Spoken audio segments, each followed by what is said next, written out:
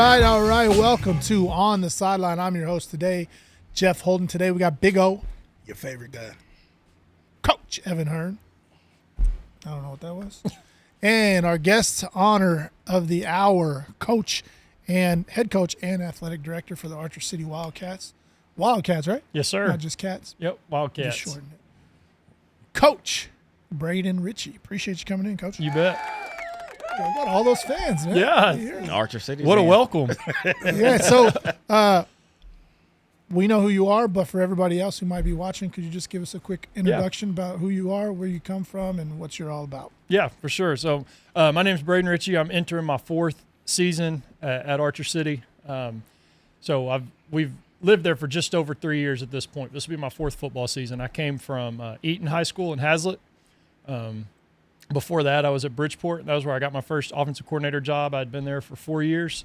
Prior to that, Brewer High School in White Settlement, right off 820. And I started my career in Granbury. Before that, I went to school at Angelo State.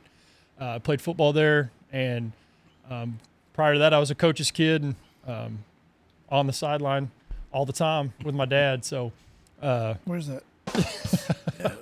Dang, that was great by Coach Ritchie, and even better by you. Find the correct button. Yeah. So it's just something I've been around my whole life, and I don't even know what I'd do different if I had the opportunity. So, and now here I am for, like I said, year 4 at Archer City. Very good, Coach. And you know, football in the state of Texas is king. Yep. This is our second go-round. You were one of our early guests, I believe, last year. Yes, sir. So we were just getting into it. I think I made that same joke last year, too. I don't know. I might have. We have to go back and look. Maybe, yeah, we have to. For sure. But, yeah, so this is our preview. Again, we appreciate you coming out for now the second year. Tell us a little bit about your Cats on the sideline this year and what y'all going to do on the football field. I guess we'll start. You guys got a question right off the rip? We'll just start firing questions at you, and then let's go. I mean, so I guess since we're talking about cats, I have to just ask that right off the top. It's something we're asking the coaches this year. So when you got a guy, you see, I said a guy, a person, a player that's you consider a coach's dream. What do you call him? A cat daddy. A cat daddy. Yeah, and we heard somebody brought cat daddy up. So it's been right now. We got dude, cat.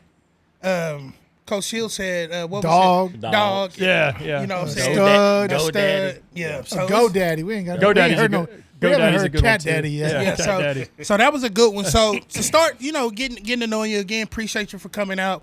We made that bond last year with the offensive line. Yeah. For everybody else that, these guys are, they don't understand that bond that the O-line guys make. So let's talk a little bit about last season, kind of how you guys did last year, and let's just start there, kind of how your season went last football season. Okay, yeah. So last year we went 8-4, and we lost in the second round of the playoffs to Albany.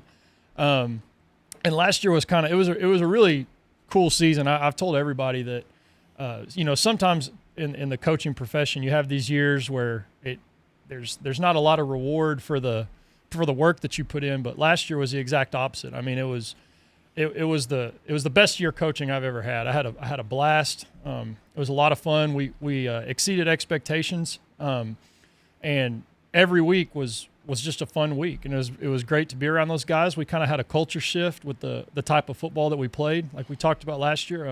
We were very run heavy, and we kind of built our offense around our offensive line and a quarterback that was a dynamic runner. And when you do something like that, a lot of times I don't want to say pushback, but a lot of times when you build around that, when you're used to throwing the ball, when you're 60-40 passing and you go to 85-15 run, you get kids that aren't really excited about that. But man, our kids were completely bought into it every day.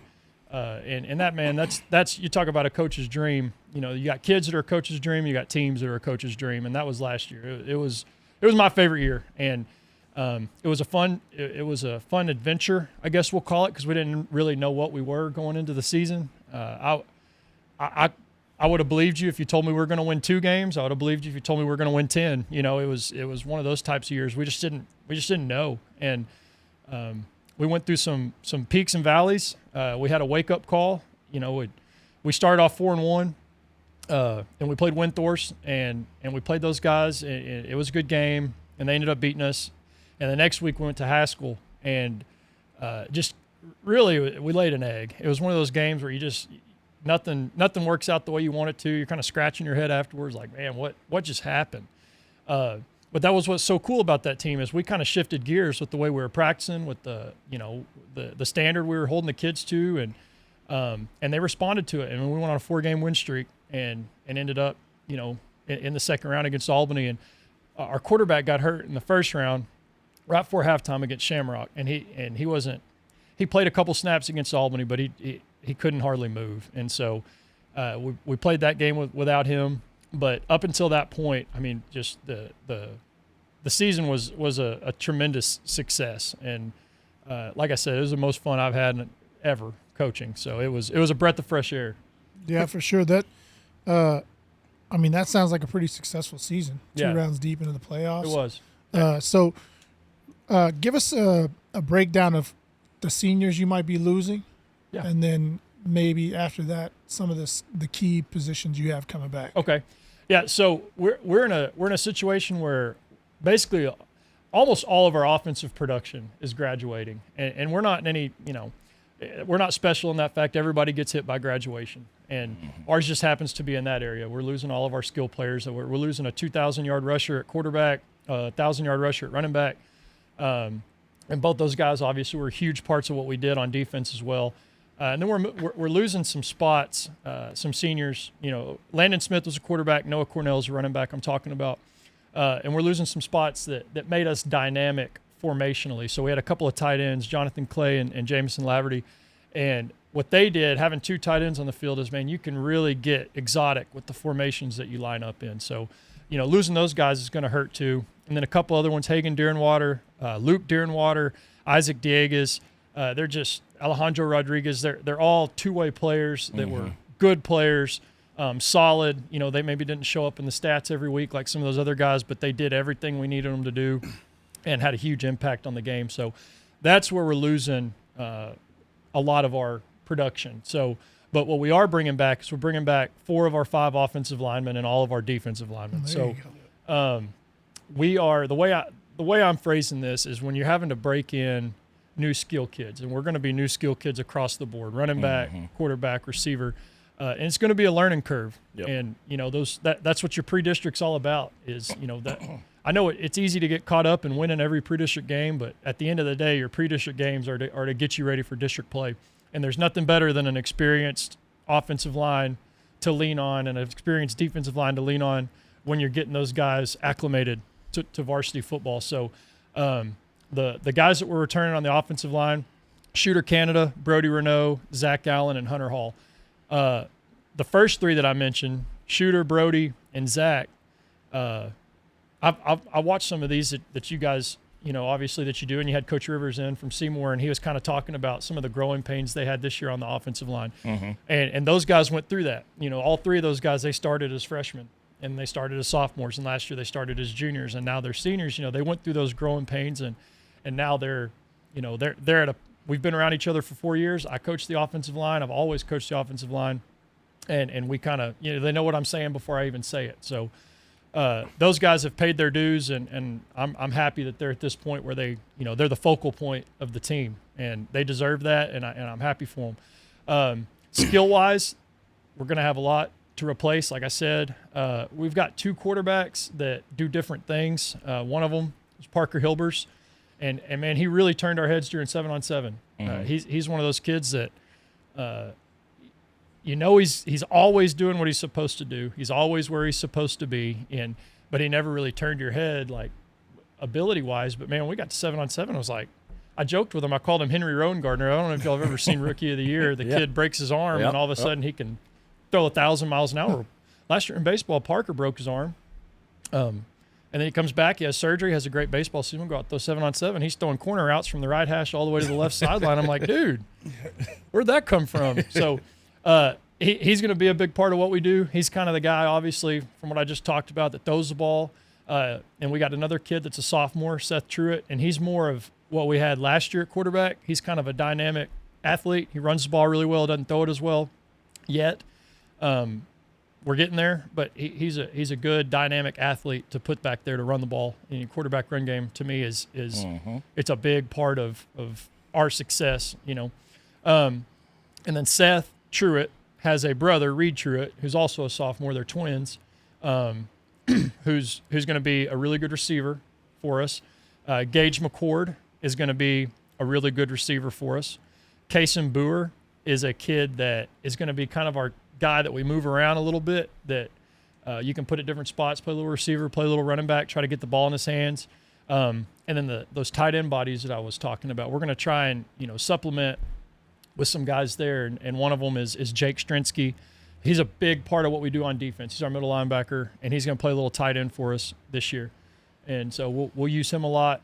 And other than that, it's going to be we've got another set of twins in the same grade, actually. Wow. Yeah. And that's our smallest class. If we didn't have Twin twins, City. yeah, we'd be in trouble. You'd be in real trouble. That's Regan and Tanner Deerenwater. I've said Deerenwater about 4 times so far. There's a lot of them in Archer. So those two twins, they're gonna, they're kind of in the same boat. They're always where they're supposed to be, always doing what they're supposed to do, and they kind of turned our heads this offseason, and they're going to help us out too. So yeah, that's where we're sitting, and I think you're going to see us offensively be similar to last year. We're going to run the ball a lot, and we hang our hat on being physical. That's what we, that's kind of going to be our saying this year is tough wins, and we're going to lean on that. We're going to be physical. We're going to run the ball. I do feel like we're going to have the pieces in place to throw the ball a little more if we need to. But at the end of the day, we're going to hang our hat on running the ball. So one thing I was going to say that for our viewers, and I love talking about the kid Shooter Canada. Yeah. He's not your typical 2A offensive lineman. No. He's a specimen. He's a big guy. Yeah. He loves pushing people around. It's one of those things. He's probably always been bigger than everybody. His parents have probably went through what most big kids go through. Kids don't get to play a lot of soccer and those type of things because when they run and they get to the ball, they be like, he's pushing my kid. No, he's just trying to get to the ball like everybody else. So he's one of those kids that if you ever get a chance for the viewers get a chance to watch him, he's not your typical 2A. I will say that again. He's not your typical because he's a real big, physical, nasty offensive lineman. I mean, you want that at every classification, but this kid could easily play 5A, 6A football because he meets those measurables. 100%. Yeah. Love watching him. I remember talking about him some last year. Just wanted to see where his growth was going to go from there. But he had a great season. Shout out to Mr. Canada, man. He does his thing for sure. Yeah, he ended up being the offensive lineman of the year in our district. Yeah. And yeah, like you said, I mean, you go back and look. His parents are always posting pictures. They post pictures of Pee Wee ball, and he's shoulders and a head taller than everybody. So he's always been, just like you talked about, he's always been that big kid. And he's got a mean streak. He's like 6'3", 275, and he's a good one. You're exactly right. So, Coach, you mentioned, y'all, I won't say air raid, but you were 60-40 passing up until this last season. Was that a count upon you being a tight end offensive line coach yourself, hanging the hat on, like you said, tough-minded, tough people, or just with as many offensive linemen that were returning, being freshmen and sophomores last year, to make you guys be a little more run heavy? Yeah, it was really a combination of both. So, I mean, we what we try to do, and man, high school coaches do such a good job of this, especially in our area, is we really try to take what we have and build around it. And the year before, my first 2 years, we were very athletic. I mean, we had some kids at receiver, kind of like he was talking about, that could have played at any level around here. And we tried to get those guys the ball, and the way to get them the ball was by throwing it. And then those guys graduated, and then you looked and we're like, okay, we're bringing back every offensive lineman. We got these 2 tight ends. We got a quarterback that can run it. We're short on receivers. So that's where that culture change kind of came into effect. So we spent the whole offseason and all summer building around that mentality and around that thought process, getting into their heads, because those kind of football games are, a lot of times they're not pretty, but the team that's going to win is the toughest team. And so we spent a whole offseason trying to become tougher, trying to become more physical. And man, it like I said earlier, after the first question, that was the coolest part, was watching all that stuff pay off. But that culture change and that offensive philosophy change came from kind of necessity, really, just based on what we had. And that's really good because you mentioned that, it may not look pretty in August or September to your fans, but and not that there's nothing wrong with non-district games, but, we are trying to win as many gold balls or on to the next round, and that's what you mentioned, like the tougher team wins. And so, and again, kudos to you and your staff of not just trying to make your players fit to what you guys want to do, as you said, just making the guys or find something for our guys to be successful in the scheme. That's what it's all about at the high school level. Yeah, is finding ways to get those guys success, however you got to do it. So one thing I will say too, and this is to all my offensive line guys out there. When you do have an offensive line that's a good offensive, good and just that's where your experience is at. It's important to run the ball. This is just my opinion. Because when you're on the offensive line, you get bored. Yeah. Bored to death in pass blocking. Yeah. When you're in pass pro and you're in the air raid, I'm telling you, that's where you lose most kids. They don't want to buy into that. Buy into it, though, because that leads to college, because that's what a lot of the colleges do. But it's boring. Whenever I'm not getting to put my hands on somebody and I'm always just sitting back absorbing the punch and all those things, you get bored as an offensive lineman. So kudos to you and your coaching staff for saying, hey, we're going to give those boys opportunity to put their hands on somebody, because when you're in the trenches, you want to get dirty and you want to put your hands on somebody. And when I'm just sitting back and I'm kicking and punch, you get bored. Yeah. And last year, you guys, and that's probably why you got to see even the skill players be like, man, the linemen, they doing their thing. Yeah. Let me go get them extra yards, because they're fighting hard for me up front. So let me fight even harder to reward them with, because it's nothing like seeing your running back run for 15, 20 yards and you can kind of walk down the field because you scored. Yeah. You know what I'm saying? Just kind of take a back seat. But it's rewarding for offensive linemen to be able to be in the run. Yeah, and when you're running the ball like that, they get to share in that spotlight. Yep. And something people don't think about, but if you're talking about people that are at the game, talking about fans, I mean, if you're throwing the ball a lot, and at the end of the day, sometimes you got a 280-pound sophomore or junior guy that's passing and trying to block a 180-pound guy that's a lot faster than him. He's going to give up sacks. Yep. And when you give up sacks, who gets blamed? Offensive line gets blamed. Well, if you're running the ball, I mean, even if you're not having success, they're not the ones getting yelled at all the time. So sometimes for those guys, it's good to get a little pressure off of them too. Yeah. So back to players that that you guys lost. You call the plays? Yes, sir. Okay. Yeah. So very offensive minded. And I'll tell you this: it kind of depends on what we're doing. Like this last year, I did. The year before, Colin White, our offensive coordinator, did it, and we work really well together, he and I. And I'm very, very offensive minded with the run game. He's very offensive minded with the pass game, and we work really well together. But really, kind of depends on the strength of our team. So 2 years ago, he called it. This last year, I called it. Okay, and I can just see the excitement in the way that you were going through your players and naming them off by name, which is exactly what we want here, because we're a platform trying to get you and your players, and your kids by name out there. But you mentioned a lot of offense. Do you have you're replacing all your skill players, and that's basically the same thing on defense too? Yes. Yep. So okay. you're gonna defensively, you're gonna see the exact same mindset. So we're D-line, we're solid. We're going to be good at linebacker, although it's going to be new guys for the most part. I mentioned Jake Strinsky earlier. He's a returner. But we're going to be good there. I think we're going to be really hard to run the ball on, but we are going to be breaking in 4 new secondary guys.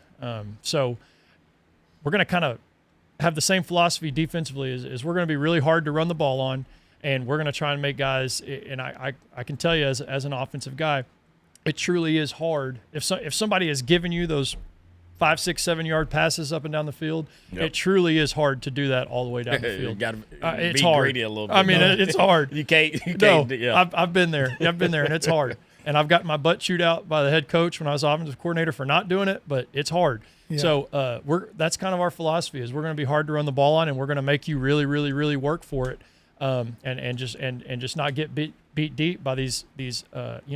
Sometimes you're a little out-athleted in the secondary, but a lot of times when you're trying to install these coverages and you got younger kids, they just don't understand the coverages. Mm-hmm. And so the easiest thing is to just, it's easiest to play man, but then you start getting burned. So we're going to have to find a little bit of middle ground to where we put them in positions for success, but we always keep people in front of them. Yeah. And you briefly mentioned the coach that you work well with. Is there any coaching changes on your staff this year? And if so, do you want to introduce any of those guys? This has actually been, since I've been athletic director, this has been the least amount of coaching turnover we've ever had. So that was nice. That's always usually in May and June you're scrambling from a football standpoint or all sports. Really, just all across the board. So we did lose Coach Bontrager. He was our head basketball coach, but he also coached our linebackers and he helped coach running backs. He went to go be the head basketball coach at DeLeon. So that was the one hire we had to make. We got a guy named Kevin Wright, and he's a guy that he's obviously taking that head basketball spot, but he's also going to be coaching our linebackers and kind of helping out with the running backs, just like Coach Bontrager did. And he's a guy that I go way back with. We actually both lived in Colorado City at the same time, and he's been the head basketball coach and coached on several staffs, Sweetwater, Colorado City, Quanah, and he just most recently was at Throckmorton. So that's really the only hire we had to make. So that was nice. And we've already got him. He's been at summer workouts all 4 weeks that we've been doing it, and kind of have him caught up to speed already. So it's really going to be a pretty smooth transition. I think whenever you're able to retain most coaches, and I know life happens, people got to move or kids graduate or, they retire or whatever. But when you can retain most of your coaching staff, I think that's a huge thing. It's huge for not only for the players and the coaching staff, but like for the culture. It's huge. And to me, it's like, we got coaches buying in. Like if all the coaches are bought in and continue, like it's only the kids are only going to follow. So right, I think exactly that's right. huge. I think the hardest part on that is when you have great leadership as an AD and you guys are doing well. Sometimes those coaches, you'd be like, man, I want to keep you, but I understand. Like sometimes those coaches, because you've done so good, they get opportunities to go. Right. And that's I think I've heard it from numerous guys over the years that as an athletic director, as much as you want to be selfish, that's your dream. You want to see your guys become the guy. Yeah. Because ultimately they let you know they're a part of your your lineage. I've seen I'm trying to think of the coach's name. There's a bunch of coaches. So Coach Samples, for example, down in Duncanville, you got to think Coach the sock coach coached up under him when they were at Skyline. So they're breeding like great just lineage of coaches, and it normally happens like that. And you be like, man, these guys all came from so. And it's a testament to, just like I said, great leadership. So yeah, you're exactly right. So one question I have for you is to move into this year's football season. So you guys, of course, like you said, you went 8-4 last year, so a 12 game season. Losing a lot of your skilled player, but I feel like the game, this is me being biased, or one in the trenches. So you're bringing back a good part of the team to move forward into this coming season. So moving into this season, what's some of the areas that you guys want to try to attack earlier and often as you're getting prepared for the season, looking forward to what you guys have coming, what you guys are going to be battled up against this coming season? Yeah, so I think that one area that we're going to be a little bit different, like I said last year, if you really looked at what we did, it looked complicated because we were in 1,000 different formations. Mm-hmm. But out of those 1,000 different formations and motions, we were running 3 plays. And so this year, but within that, it takes a lot to move all these guys, and you have to have guys that really know what they're doing and have been around a while. So philosophy-wise, we're going to stay the same, but I think we're going to have to be a little more simple with how we line up for these new guys. Mm-hmm. And so with this new season approaching, I think the approach we're going to take from day one of two-a-days is we're going to lean heavy on these big boys, and we're going to let them lead the way, and we're going to let them set the tone with the way they play, the effort they play, the physicality they play, and we're going to make it really easy on you other guys that are back here, because a lot of times my philosophy has been to make it, I don't want to say hard, but put more of the load as far as what to remember on the skill guys, so the O-line is having to do the same thing over and over. Well, it's kind of flip-flopped this year because these guys have been around. They've been doing it a long time. I can put a lot on them. And I'm going to do that. I'm going to put a lot on those guys while these skill kids just rep the same things over and over and over and over and get used to it. And I think that would be a difference. Like if you were to watch a practice last year and come out and watch a practice this year, it would probably be a little more boring this year. in the fact that we are going to we're going to rep the same play out of the same formation until we get it right with those guys back there. So one thing that I heard you say, and I think a lot of the viewers don't understand, you can scheme for an offensive line, meaning that the offensive line can have just as much complication of making things be confused, for sure, just like you can do with the motions and different things like that. And I've seen teams that can do both, and those teams that can do both, I don't want to name that one team because I don't really like the team that much, but they beat us all the time. But they do that well. Gunner is a team that does it well. Yeah. They scheme very well from an offensive line standpoint into the backfield. So there's so many different moving components. All it takes is one. If one person is out of space, you're gonna probably pop something big. It's just one of those things. And I'm happy that you brought that, because people, when they think of a scheme standpoint, they don't think about the offensive line. You can scheme an offensive line just as much as you can scheme the skill player. That's kind of how we game plan. Is we start with alignments and a team's base alignment, and then we start moving people. And I'm a big numbers guy. I'm a math person. That's my degree, and so that's where my mind's always at, is numbers. So we start moving people on the board, and we move this guy. Who do they adjust with? We move this guy. Who do they adjust with? And all of a sudden, I always tell guys, when I know we've got a good formation is when I have to put 12 people on the board for them to line up to it. So, and a lot of that is done with how we line people up, on the actual line, not so much in the backfield. So, Coach, you guys won a playoff game last year. How instrumental was that for you guys? And then you guys bowed out to Albany, which we know isn't slight, because they had been the two-time state defending champs. How did you feel like your guys not only prepared or played? Was that a learning curve for them, or did they have to? It's another one of those. It's one of, you talk about when you're getting a program going. It's just another one of those hurdles to get over, and it was, we've cleared this hurdle, we've cleared this hurdle. Now let's win a playoff game, and we were able to do that. So just winning that playoff game, the more you do that, the more it becomes the expectation, and all of a sudden just getting in the playoffs isn't good enough anymore. Now all of a sudden we need to win a playoff game. So now now you transition from that to, well, let's win a couple playoff games. And our expectation is always, whatever the game is, we're gonna, our expectation is to win no matter what. And I think anything less than that, you're cheating the kids. Now we do that with the understanding that a lot of times, and you're trying to get better. Like I said, the pre-district games, you're trying to get better for the district games, but our expectation going into that game is still to win. So I think it went a long ways to set that expectation of, once we get to this time in the year, this is what we do. This is kind of our standard. This is what we expect now is to win playoff games. And so, fast forward, and what does your non-district schedule look like this year? So we open up with Quanah. We get those guys at home, and that's always a good first game. I love playing Quanah the first game, just because no matter what, whether they're good or they're bad, they're physical. And that's, so it's a great first game for us, because I want to come out of the gate swinging, and I want to come out of the gate hitting people in the mouth, and so do they. So that's a great first game. Like I said, regardless of who's better, it's a great first game.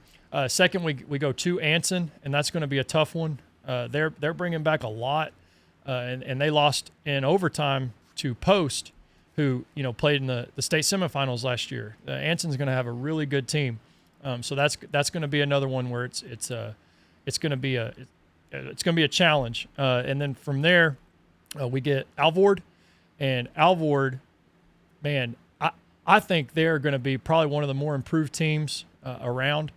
They've got the pieces, they've got the players, and to me, they're going to have that toughness and that physicality built into them now.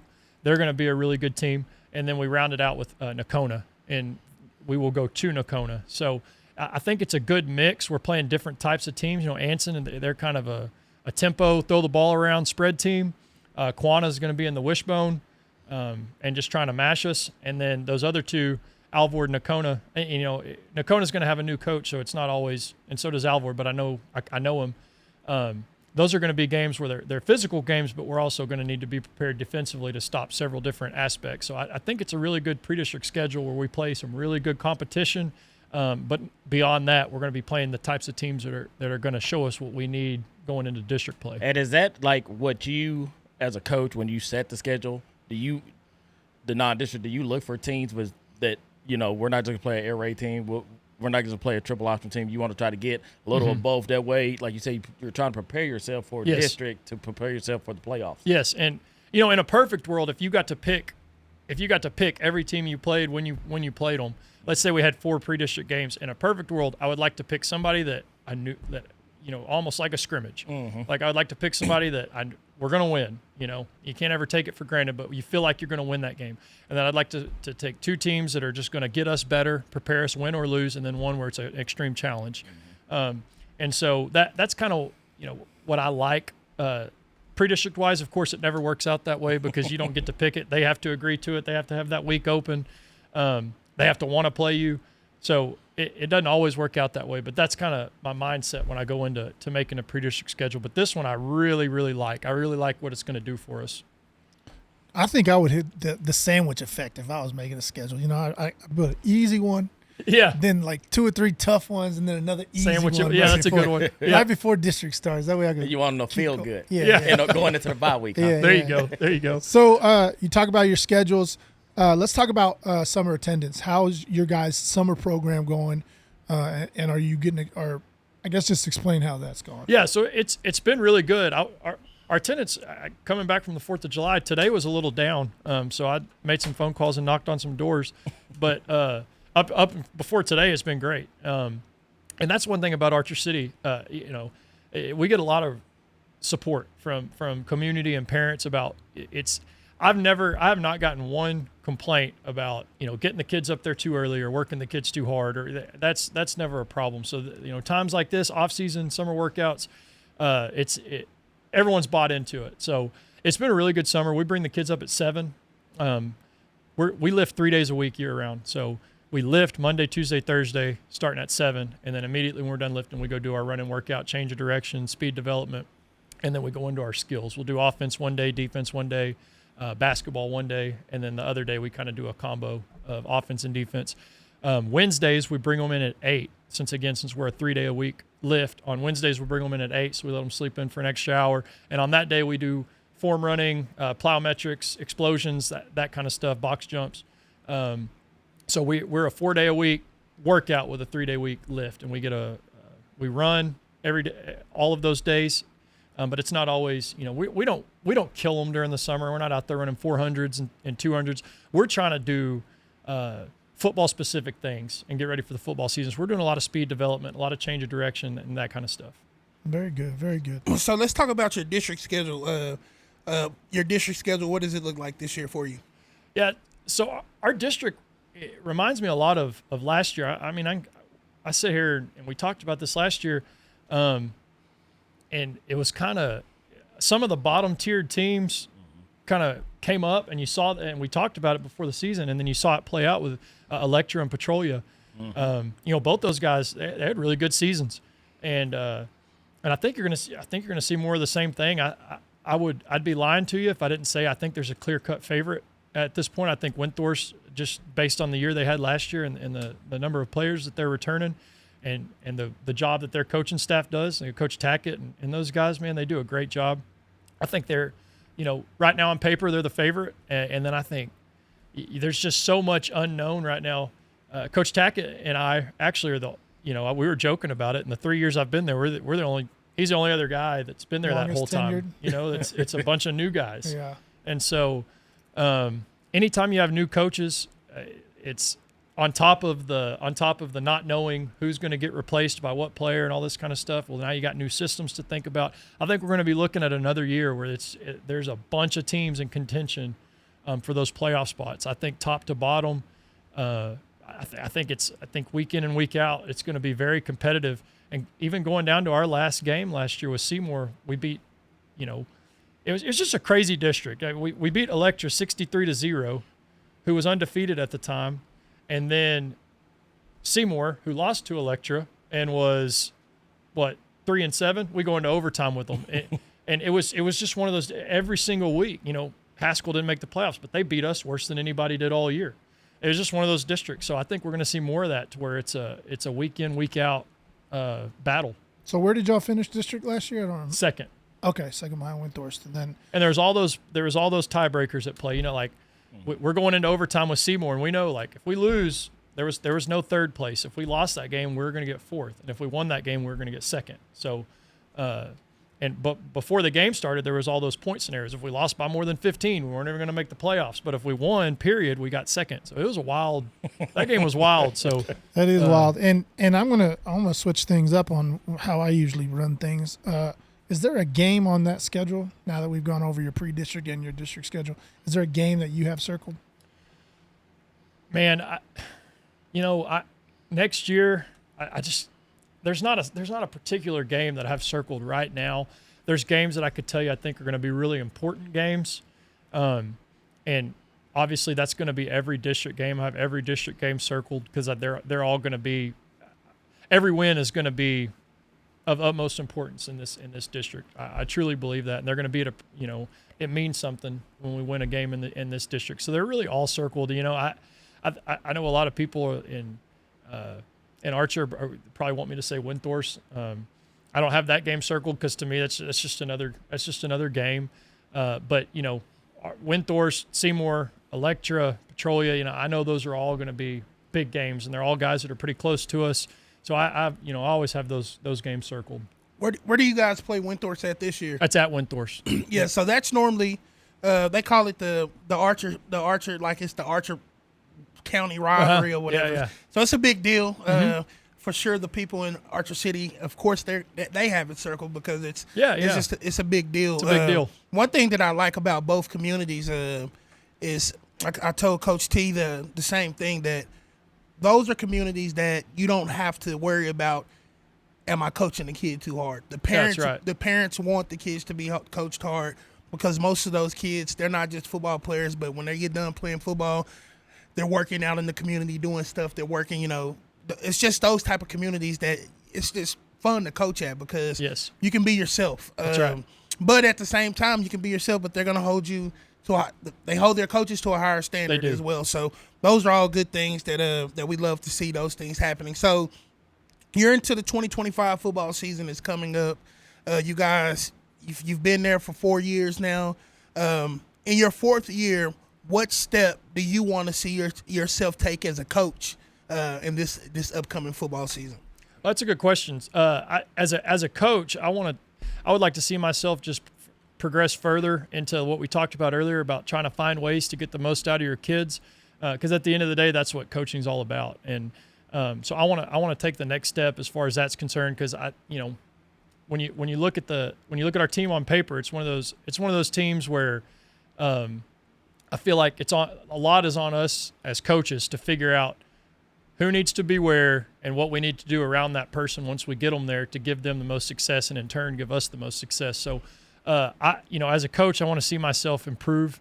And then, just selfishly speaking, as a coach, you always want to win. So, I want to rack up as many wins as we possibly can. And that's, I say selfishly, that's not just for me, that's for the kids and that's for every coach on staff. That's what we all want. So, I want to take that next step. I want to win as many games as possible. And now that we won a playoff game, I want to win 2 playoff games.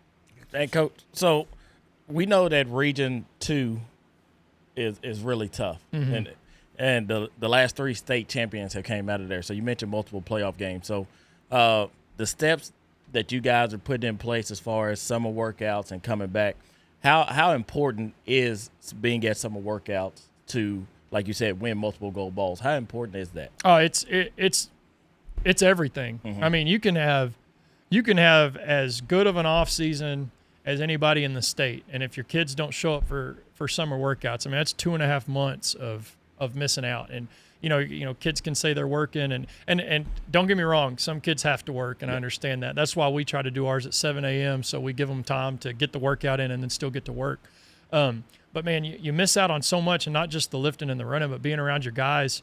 And I can't tell you how many times we've had individual kids that have had great off seasons, and then the 2 days before the football season starts, I'm having to go find them, and they get themselves so far behind. And that's what like I said, our attendance took a little dip today, and that's what I told all the guys when we got in working out. I'm like, guys, if you go to any of these schools that have success in a 100-mile radius, there's not one of them that don't have a successful summer program. There's not one of them that all the kids aren't showing up. And we've done that. We've had great summers. We've had a great summer. But I'm big on, if you have one day like we had today, if you have one day where you're missing, 6, 7, 8 guys, I mean, get it knocked out, get it fixed right then, because that's not the standard. And as soon as you start letting something like that slip, then the next week you're looking at 8 or 9 guys, and the next week you're looking at 10 or 11 guys, and it's everything. And if you want to have a good season, you better work hard, and you better all be up there. So you mentioned you were at Eaton before, and then Brewer before, and Bridgeport in between. Yeah. I don't think y'all were going up to people's doors in Haslett and Brewer, because they probably live a little too far. Yeah. But correct me if I'm wrong, Archer City first head coach job? Yes, sir. So what about Archer City made you leave the Metroplex? Well, really it was just an opportunity for my first head coaching job. So I had at Bridgeport, when I was offensive coordinator, and our head coach left. I guess this was 2020, something like that. I thought I had a really good shot to get that job, and I didn't get it. So that's when I went to Eaton. So I'd kind of already got that taste in my mouth and knew that's what I wanted to do.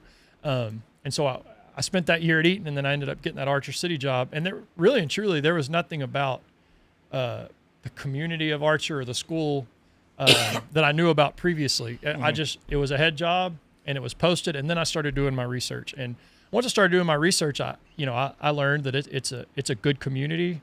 It's a community. We have a great elementary school. Shout out to Amy Huseman, our principal. Hope she watches this. She does a great job. We have a great elementary school that you want your kids involved in. And I've got 3 little kids that are going to be that are in elementary. So you start digging into it, and it just turned out to be a great job. But really and truly, just the opportunity to be a head coach is what drew me there. So now being there, going into year 4, what has the community for Archer City meant for you and your family? Oh, it's been great. I talked to my mom just the other day. Like, I've got a 9-year-old boy that he can just go. He grabs his bike and he just takes off. And I don't see him for like 4 or 5 hours. Yeah, it's great. Yeah. It's great. And it's not so much that where we've lived in the past. Like, we've lived in places that I would like the people that were around. No problem, but there's traffic and there's people driving all over the place, and so it's been great for my family and for my kids and me professionally. I've gotten to work with some really good people, and I've gotten to work for some really good people. Our superintendent, C.D. Knobloch, I learned a lot from him. He's a great mentor. Now we have a new superintendent, John Hartgraves, and he's the same way. I've gotten to work for people that have taught me a lot, and I've gotten to work with people. So it's been a real blessing to be in Archer City. All right, so Coach, I wanted to piggyback real quick on your summer attendance thing, because sometimes I think parents and everybody don't understand. So, of course, you're doing your part as coach, going out, knocking on doors, making phone calls. But how important is it to have that peer accountability of the peers being like, hey, if Coach Hearn was on my team, hey, Coach Hearn, where was you at today, man? We can't have that. How important is it to have the peer leadership and the peer accountability for the players to also call their friends? It's hard to call your friends out, but sometimes it needs to happen because I think they respond a little bit better today. Yeah, 100%. It's funny you mentioned that, because that's one of the things we did today. Is I took some of our, 6 or 7 of our older guys, captain guys who've been around a while, and we talked about each one of them has one guy that they're going to go talk to today that wasn't here, and they'll be there tomorrow. I guarantee you they'll be there tomorrow, because, like you just said, peer pressure is not always a bad thing. Sometimes getting that pressure from your peers to be up there where you're supposed to be is a good thing. And, we'll use that, and because it means a lot more when the guys that you're on the field with are hounding you to get somewhere sometimes than it does when the coach that's hounding you all the time anyway, or your parents. You hear that from them all the time, but when you get your peers and your teammates on it, it means a lot more. You're exactly right. All right, so, of course, you've been on the show before, Coach, so it's time. Just like, how Kenny has, the specials on TNT? Yeah. Now we're here with the Big O special. Brought to you by? It's not brought to you by Big O no more, because shout out to Iowa Park, Green and White. They're officially now the Big O special sponsors for football season. Oh, man, congratulations. So, I got a special. You done a great Big job. O sponsor. Let's go. I've been sponsored. I moved on up, man, I'm in the big world. So thank you again to the Iowa Park, Green and White for being willing to sponsor the Big O special during this football season. Thank you. So, Coach, you've been living in Archer. I've kind of done my homework. I've had some of these places, so I want to see where you're at. Yeah. So, have you ever ate at Lucky's Cafe? It's about 4 times a week. Okay, so what's your favorite thing to eat at Lucky's Cafe? Man, you're gonna. This is a sore subject. So they started serving Tex-Mex for a while, and their enchiladas were actually really, really, really good. Like I'm talking about better than you can get anywhere.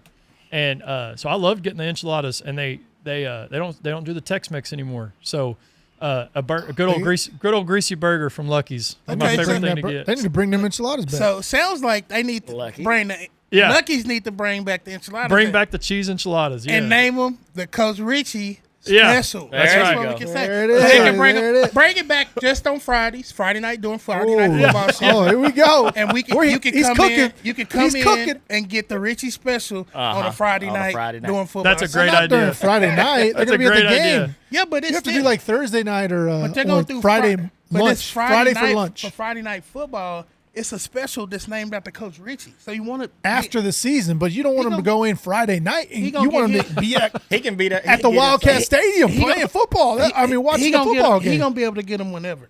You know what I'm saying? I like this. All right, so the next Coach thing Ritchie is special. Them enchilada. Okay, what kind of enchilada? Cheese enchiladas. Cheese, yeah. Cheese No enchiladas. onions? Oh, I like onions, yeah. Okay, cheese. Okay, Yeah, cheese enchiladas, Queso on queso, top? onions. queso on top. Yep. All right. Yep. That's my wife's.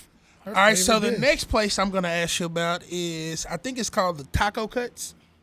It's in Archer. It's like, is it a new place? It might be like they call it Taco Cuts. It's supposed to sell like street tacos type thing. Oh, it's like a food truck that comes every now and then. Yeah, it's good. I've had it once. You had it once? It's good. Really good. Yeah. And then I think the last place is Mern's. I think it's how you say it. Yeah. What do you get when you go there, Mern's Cafe? El Diablo. It's a chicken fried steak with jalapenos, queso, and pico de gallo on top. So he's a spicy person. Yeah. He said El Diablo. Yeah, that's the menu item. It's called El Diablo, Yep. and that's how it comes. Yep. We're going to call it the El Ritchie. Yeah, El Ritchie. I just got a question. How do you know all these places in these towns? I don't want to give my business of like what I be doing. You're for real food. But when I be foodie. But when I be traveling, I'll be having it. But the burgers is what I normally get at Lucky's. And then if I go to Maroon's, it's the fish. I like their fish. Fish Friday is really good. Yeah, they're really fish. good catfish. I used to have to go to Archer for court and different stuff for work. And so I normally eat at those places. Nobody's going for the fish on Friday now because they're going to be coming. Watching the Wildcats. They're getting the enchiladas They're and going to the Wildcat Stadium. There you go. At Lucky's. You know what I'm saying? So, those are, and then last but not least, for you, I've been asking this. I think it's cool. Shout out to your wife. I've been trying to give the wives a little bit of a shout out. Yeah, they deserve it. They do a lot more than what people And know. kids. So, and children, for sure. What's your favorite dish that you would say that you would like if you coming home from a hard day of work? What's something that you like that your wife might prepare for you? Oh, that's a good question. And she's watching. She's watching. I think you're going to get more people in trouble than you realize. The wives gonna love me though. She started making these things. They're like I can't remember what she calls them. They're like, she's gonna get mad. I don't even know what they're called. But she like uses a muffin baking pan and it's just like a burger bowl. It's like ground beef and cheese, a potato. All and together? Bakes it, and it's like in those little muffin tin cans. I love. So those you just things. pick them up and just snatch it right out of there. Okay, it's good. And if you were making a meal for your wife, what would be something that she wants you to prepare for her? Man, she's got about one of 3 choices. I make this Cajun pasta, Cajun chicken pasta on my flat top grill. She really likes. So that Cajun chicken pasta. That's it. You got any more questions over there? Well, I was blown away by the Cajun chicken pasta. I like Cajun. That was me too. So you mentioned you have 3 kids, boy, girls. Boy, girl, boy. Yeah. Boy, girl, oldest is a boy, middle's a girl, and the youngest is a boy. Okay, so your 9-year-old, he's a boy. Yep. So tell us about just having him with you along this journey, like on the sideline. And man, that's been a really cool experience because I'm starting to see, in him when I fell in love with the game. So. Yeah, he comes to. We practice in the morning, and on Monday mornings we start at 6 a.m. and he's in the locker room with me at 5:30, scooping ice into the water cow, and he's with me every day. He's come up to summer workouts. you know what? He missed this morning too. Now that I'm thinking about it. Right, Oh, who's now going we to got be to go talking to him the in? Ritchie's house. Yeah. Coach is going to have to go home and talk to him. Somebody's going to talk I guarantee to he's going to be there parents. tomorrow. Yep. Oh man. But yeah, that's been a cool experience. You know, he's starting to be on the sideline doing the ball boy thing, the T-boy thing, and I don't ever notice him during the game, but I like after the game when I go back and watch film, I always find myself like after something good happens, looking and trying to find him and watching him get all excited and stuff, and that's been a really cool experience. I think that's like you said as a coach, and I wasn't born into a coaching family, but seeing my kids now on the sideline, that's riding with you on the bus to get there. Yeah. And like you said, bringing them up to summer workout. As us coaches know, that's daddy daycare. It's the best. Yeah. All the coaches, kids are there. So like you said, it's a great thing to have your kids alongside you. I'm glad you asked that. Yeah. So my last question is going to be, like I said, I mentioned I switched it up. Usually it's what game do you have circled on the schedule? Yeah. But I'm gonna switch it up. I think I take a page out of O's book and switch things up. He trying to get a sponsor.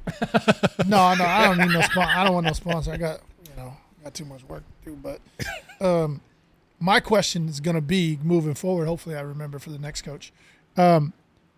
What is the story behind how you got into coaching or how you fell in love with it? Well, I think you mentioned it a little briefly earlier on the introduction, but maybe a little bit. So it goes way, way, way back. We were in Colorado City, Texas. I was in first, second, and third grade. Is when we lived in Colorado City, and there's a group of kids that really, really, really latched on to my family. It's my dad in particular, and my mom. And I saw the impact that that my parents had on those kids, and I mean, I'm talking to the point where one of them he stayed with us for a while, and his name's Tony. I hope he's watching. But to this day, he's my brother, and he calls my mom on Mother's Day. He calls my dad on Father's Day, and seeing that impact that they had on a kid. And it was a whole group of kids, but he's the number one. He's the number one that pops into my mind because he's still around, and we still talk to him. We still see him when we have the opportunity, and that's what made me fall in love with it. Although I was young and I didn't realize everything that went into it, I knew I wanted to be around that kind of stuff. I started loving to be around at the time the older kids, the high school kids. And it's really never changed. And just from a different perspective, I want to be around them, and I want to have a chance to help them and impact them. Very good, very good. Well, you guys got anything else? Or? No, I just wanted to point out, man. Put it on Coach real quick, man.